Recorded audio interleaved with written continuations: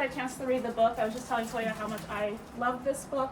I didn't get a chance to say at the beginning of the run, but I love these type of coming-of-age stories. A Tree Grows in Brooklyn, Another Brooklyn, The House on Mango Street, and I would put this book in that same category. So I'm really honored to be able to introduce her today and meet her. Toya Wolfe was born and raised in the Robert Taylor homes, so a Chicagoan through and through. She attended Columbia College to study a Master's in Fine Arts and creative writing. And that led to the book that we all know and love today, last summer on State Street. Again, I'm the founder of Black Girls Read Book Club. We read stories written by and about Black women and have been around for about 7 years now. So if you can follow us on Instagram and feel free to join us for our next book discussion, which will be of this book. So I'm going to turn things over to Sophia to lead the Q&A. Thank you so much for stepping in for me. And I think Toya is actually going to start by reading a little from the prologue. So thank you so much, Ina. Oh yeah, I think it's green. It's yours green. Testing. I'm not a tech person, everyone, but I do my best. Can you hear me all the way in the back? Yeah. I also have a mic. If at any point, like, I would rather people be able to hear. So if at any point you can't hear, just tell me and I'll pause you all. Is yours the screen and yours the screen? We're good. And then I wanted, oh yeah, please go ahead. And I wanted to say real quick, just so you all know, Sophia is a volunteer, but you maybe don't know all about Sophia, so I'll tell you a snippet. Sophia is a 2-year Chicago transplant from the East Coast who was a bookworm as a kid and has rediscovered her passion for reading as an adult. And in addition to volunteering for Read and Run, she helps facilitate monthly book swaps and participates in several run clubs around the city.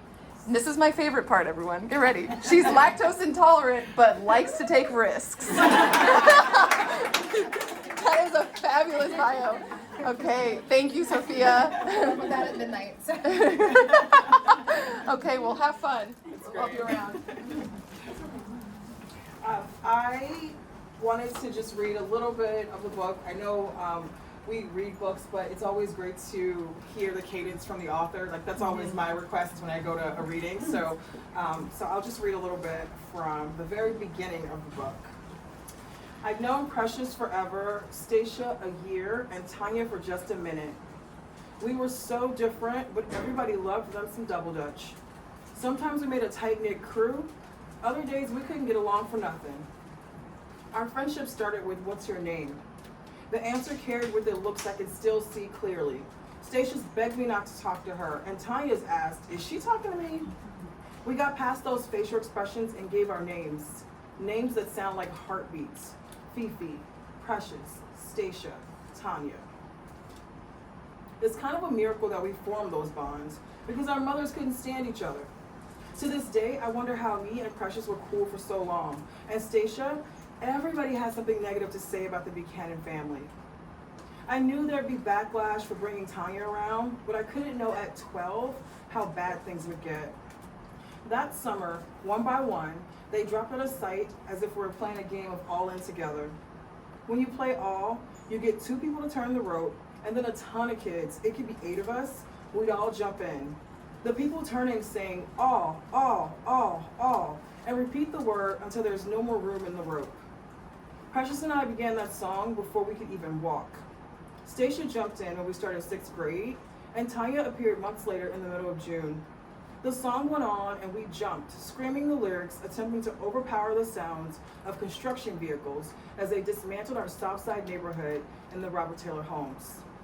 All in together, any kind of weather, I see teachers looking out the window, ding, dong, the fire bell. January, February, March, April, May, June, July. When we played the game, people left the rope one at a time reliably when they heard their birthday month. But in real life, their departures were sudden. Tanya got pulled out of the rope, and not long after her disappearance, Stacia vanished too. Precious stuck around until pretty late in the summer, like her birthday was in August, and then she just slid out and rode away in her family's Camry. They left me standing there with the rope. After all these years, I can still hear their voices screaming, "First, second, and 0 no higher," and arguing over who said 0 no higher first. The memories won't go away. They're proof that once upon a time, I lived in a brick skyscraper on State Street, in a place where stairwells filled with echoes of stampeding gym shoes and harmonizing winos. Those memories won't let me believe that I dreamt up Precious, Stacia, and Tanya. but all in together is over.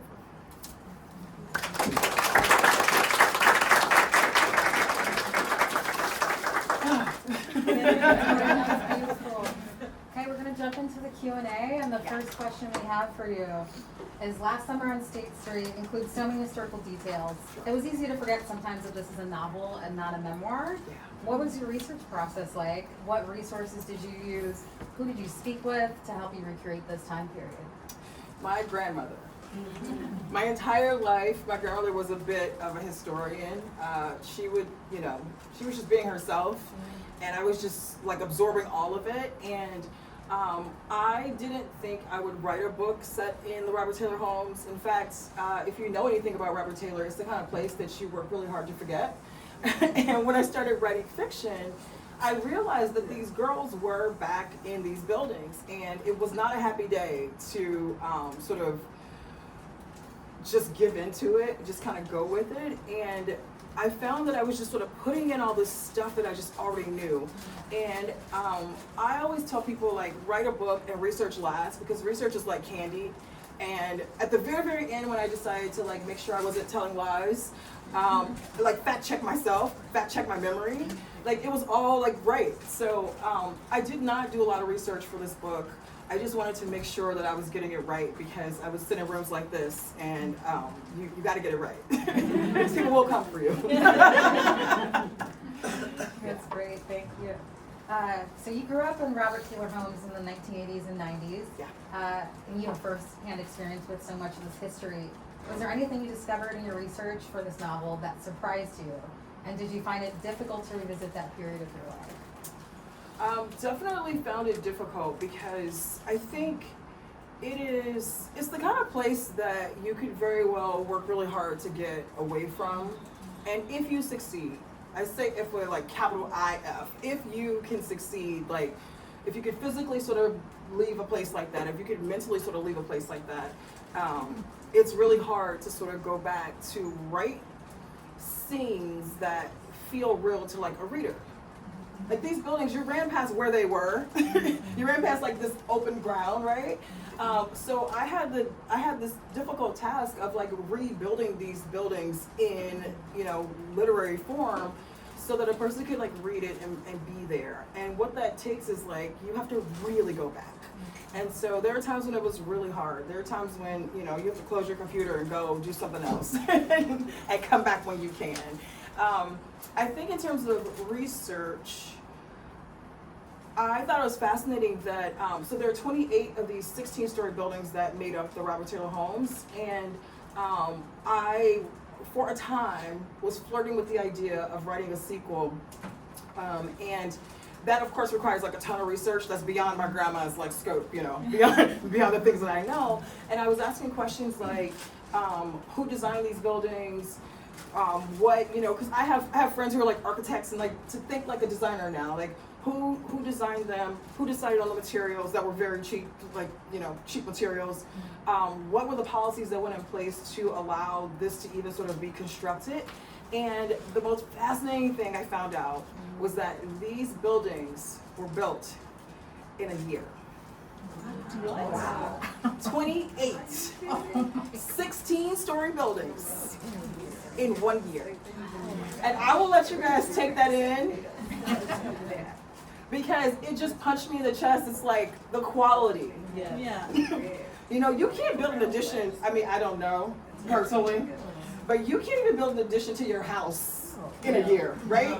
So I think like to kind of put it in perspective of like, they were not building a quality home for African Americans to live in, So that was like the most jarring thing I found in research for a book that would come along somewhere down in the future. Yeah. Those facts are very shocking. They're horrible. And the acknowledgments you mentioned of this book grew from a short story. Yeah. What's the process of expanding a short story into a novel? Was there Insanity. anything- Don't do it.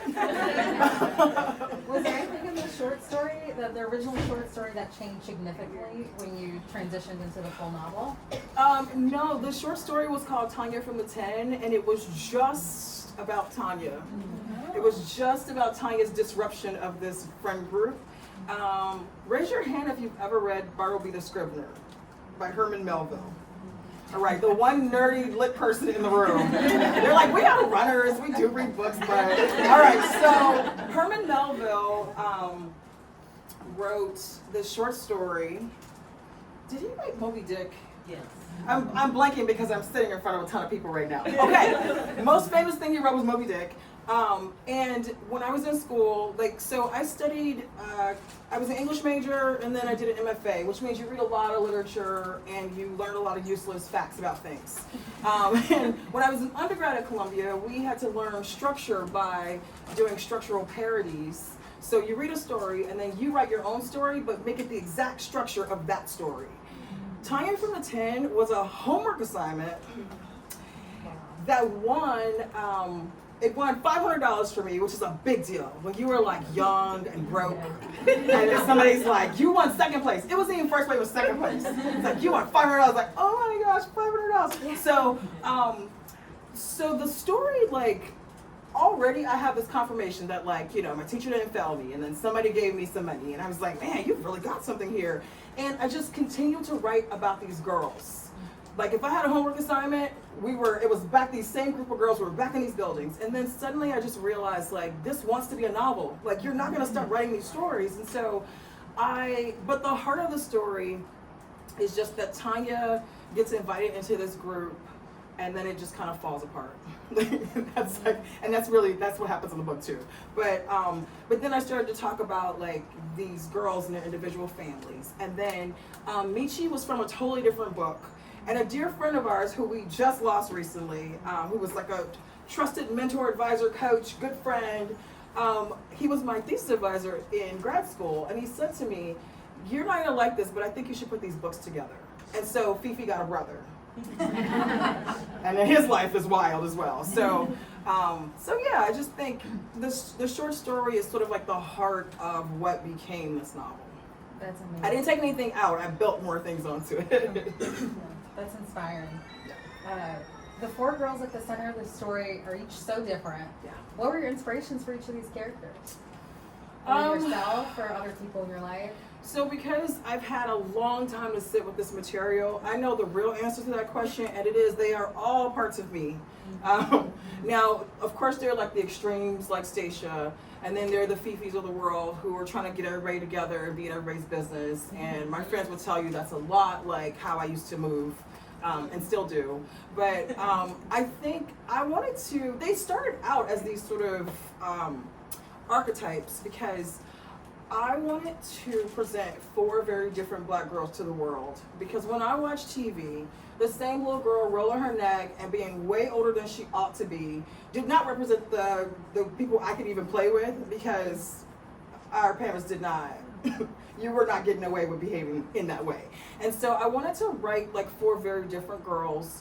The only thing binding them together is double dutch. And I've taken an informal poll, and apparently people who play sports, I don't play sports, I look like I play sports, it's not true. But people who play sports will play with, if you need a 5th person so you could play whatever game, you will play sports with anybody. You may not invite them to your house, but you need them for that thing. And so this is how these girls become friends eventually, a unit, because it's okay, 3 of us you need at least 3 people to play double dutch. But if you have a 4th person, you can stay off the end. And that's a big deal. It's if you're really good at this and you've got four people, you can play beat, and then you never have to turn the rope. So this is sort of what pulls them together. I love that it's double dutch.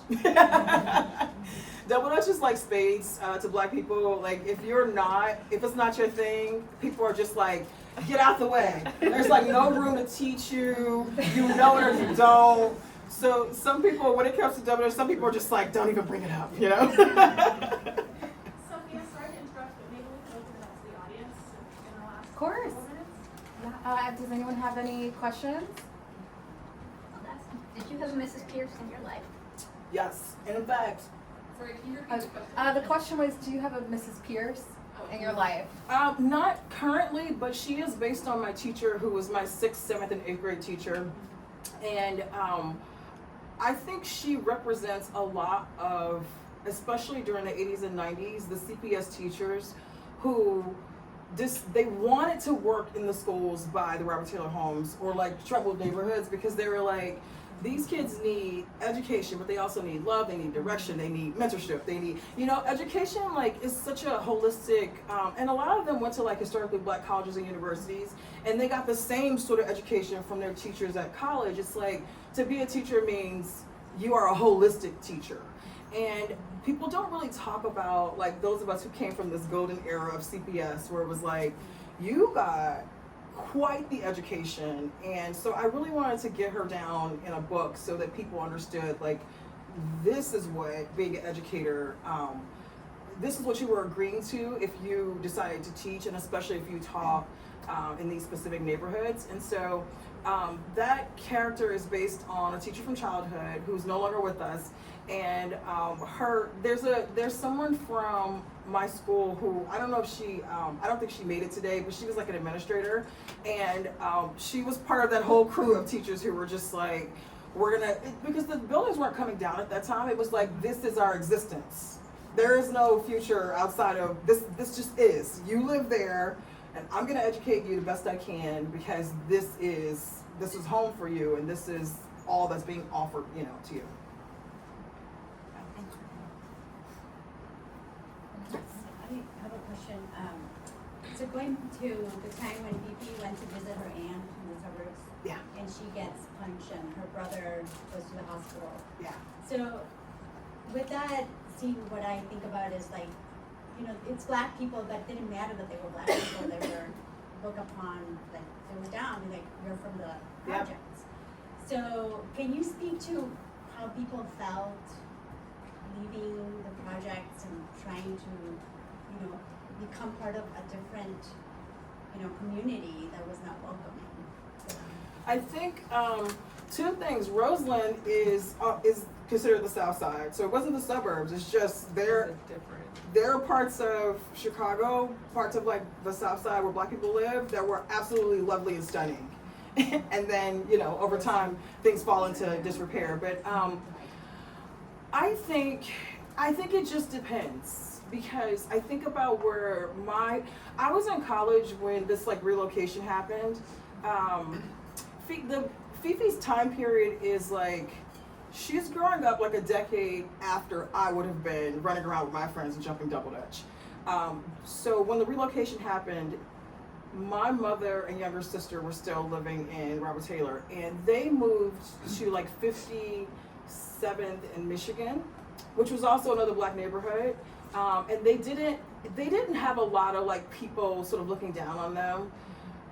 That was their experience. So what I'm getting to is like, I can't speak to everyone's experience. We can just kind of like make some assumptions. A lot of people moved to Chatham, and at the time Chatham was like single family homes. And let's make some assumptions real quick. I can assume they were not excited to have a bunch of non-homeowners flood their neighborhoods, change their property values, like those sorts of things. Because one of the things that, like, I'm really big on transitions and helping people understand what a transition would be. And I just wish that there were conversations with those homeowners, there were conversations with the people leaving the projects and saying like, hey, you're about to move into this neighborhood where everybody owns everything. And they're gonna keep their grass like this, they're gonna expect this, like, and if you're gonna sort of like, kind of become part of this community, like, let's do these things. And then also sort of talking to the people all these people were moved into their neighborhoods and like trying to mediate what it means to have all this unknown, because we're afraid of things that we don't know or understand. And so I just think none of those conversations happened. And a lot of sort of being displaced and crash landing into other neighborhoods, a lot of the sort of negative effects of all of that, I think, sort of stem back to no one had a conversation with any of the people involved in the transition. And so I'm sure like some situations were better than others and some were just very damaging. You have people who are leaving one gang territory and moving to another gang territory. Like, these are things policymakers don't necessarily think about. Like, there's a whole other world happening outside the world you can see with your eyeballs. So I can only imagine that it was really terrible for some people, and then not as terrible for others. I think we have time for one last question, and then there's a wrap. Y'all going way back there. Why, if it started, what was the original perspective on finding the time of your short story? Was it always through Fifi's eyes? Or did you have to figure out, like, whose lens would we gonna look through? Yeah, Fifi's always been the main storyteller because I needed a character who cared about everything and everybody. Because imagine if this was narrated by Stacia. You would hear about what Stacia wants, what Stacia needs, what's happening in Stacia's house, who pissed her off. You wouldn't know anything about anything happening. And so I think when you're choosing, especially a first person, I'll nerd out for a second to anybody thinking about writing a book. When you're choosing a first person narrator to narrate an entire novel, you've got to be careful. You got to like choose someone who's going to teach us about a whole world. They can still have their feelings and like, you know, be biased or whatever, but they've got to care about a wider range outside of themselves. Yeah. So she was always the person to tell the story. I think when it became a novel, you got to now go into everybody's homes and you got to follow them a little bit. Yeah, but it was always Fifi. Well, thank